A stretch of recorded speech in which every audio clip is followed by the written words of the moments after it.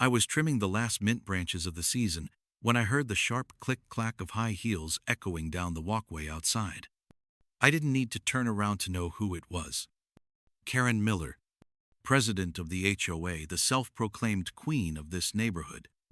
And my little peaceful garden? It's been a thorn in her side for months. She stood just beyond the fence, arms crossed, lips curled like she was smelling something rotten. "I warned you," she said. "Your garden is in serious violation. Next week, the entire HOA board will be here for an inspection. I hope you enjoy getting fined." Then she turned on her heel and walked away, as if she'd just delivered a final verdict.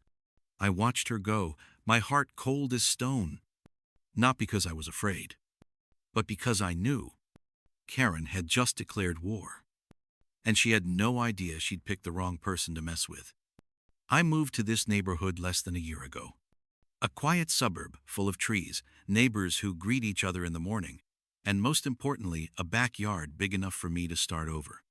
After my wife passed away, I left the city, left behind everything that reminded me of hospitals, of that final day. All I wanted was to grow vegetables, brew mint tea, and live the quiet life she had always dreamed of. At first, this place was perfect. But then Karen Miller showed up. Bleached blonde hair, bright red lipstick, always dressed like she's heading to a Senate hearing but with eyes colder than stone. She never said hello, never smiled. Just walked past my yard every morning, eyeing it like she was inspecting a collapsing prison. A week later, I got a warning letter from the HOA. "Your garden is not in harmony with the neighborhood's aesthetic. Please modify or remove it." A warning for a few tomato pots, a few mint bushes. I chuckled, thinking it was just a misunderstanding. But then came the second letter, the third, and the whispers from neighbors began. Karen didn't just hate vegetable gardens, she hated anyone who wouldn't bend to her will. And me, I wasn't born to bow. She thought I was just a tired old man. But Karen forgot one thing. I used to be a soldier. And I've never walked away from a fight. I thought I was used to Karen's petty tricks. But that morning, I stepped into the garden like I always did. And frage, the entire fence on the left side of my yard was gone. No Eve. In the center of the garden stood a wooden stake, and nailed to it was a crumpled piek. Notice, this area is under investigation by order of the HOA president. No restoration or repair permitted until FFN. My hands trembled as I picked up the paper, my chest tightening like I'd been punched. That evening, one of the HOA board members sent me a secret message. I had no idea about any garden inspection. There was no meeting, no vote. Karen did it all on her own. There it was. Karen had overstepped her authority, issued orders to destroy my garden, then forged paperwork to cover her tracks. But you know what made me angrier than anything? Those mint plants. I'd grown them from seeds my wife left behind before she passed. Karen hadn't just ripped out vegetables. She'd torn up memories, shattered the last bit of peace I still held on to. I'd had enough. If Karen wanted to fight with power, then I'd answer with the law. And this time, she'll have nowhere left to hide. That night, I didn't sleep. I sat by the window, staring out at what used to be my garden, now just bare dirt and a few torn-up roots. The things I had planted, with love, with memory, had been destroyed by Karen like they were garbage. But I didn't break down. I didn't write a letter begging for forgiveness. I didn't plead with the HOA. I called a lawyer. Specifically, Paul Greer, an old friend of mine who used to work in real estate law and specialized in HOA disputes. I told him everything. Sent photos. Forwarded emails. Shared recordings of Karen's threats. Then I asked him, "Paul, do I have the right to fight back?" He laughed. "Not only can you fight back, you can knock her right off the chair she's sitting on." 3 days later, I hired a professional land survey team, licensed, certified, equipped with GPS. They measured, drilled, mapped, And then, the truth came out. Karen had ordered the destruction of property on land that was not under HOA jurisdiction. The HOA boundary line ended exactly at my old fence. The entire garden was private property, outside of the HOA's authority. No one, not even the president, had any right to touch it. My lawyer sent a formal notice to the entire HOA board with attached survey maps, photographs, and Karen's threatening letter. But I didn't stop there. I sent copies to every single resident in the neighborhood along with a simple message. When the law is abused, silence is complicity. I didn't scream. I didn't pound the table. I struck Karen at her weakest point, her pride. She thought she had power. What I had was proof. And this time, the truth itself would be the hammer, coming down hard on the fake throne she built out of fear. The HOA meeting was held on a Tuesday evening. I arrived early, carrying the newly certified boundary maps, my lawyer's letter, and photos of the scene all neatly packed in a leather case.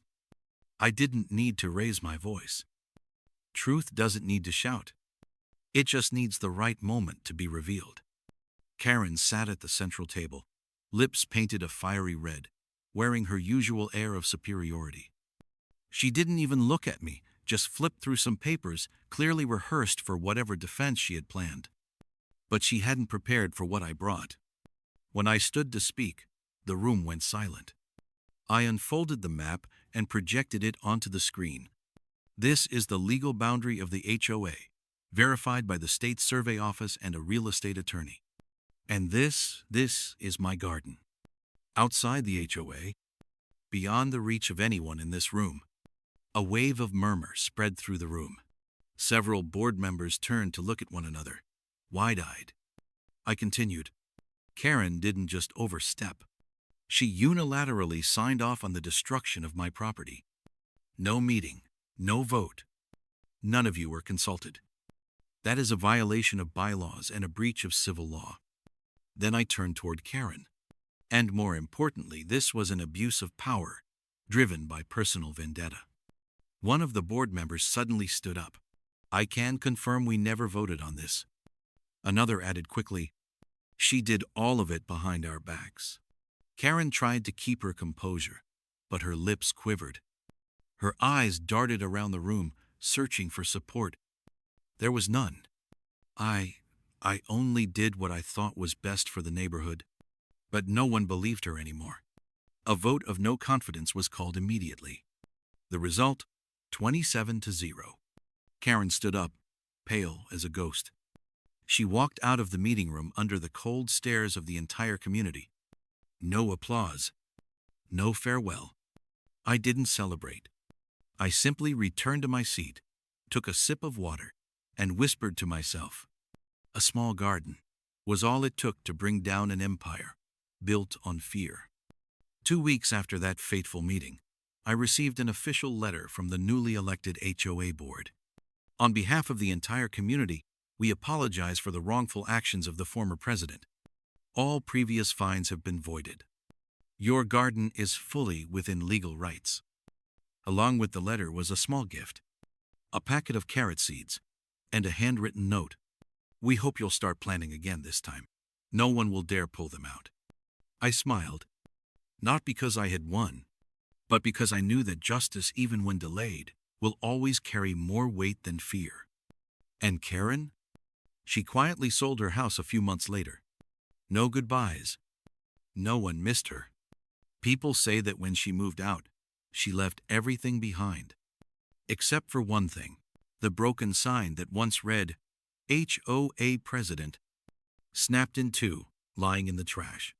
Now, every morning, I return to my garden, hands in the soil, heart at peace.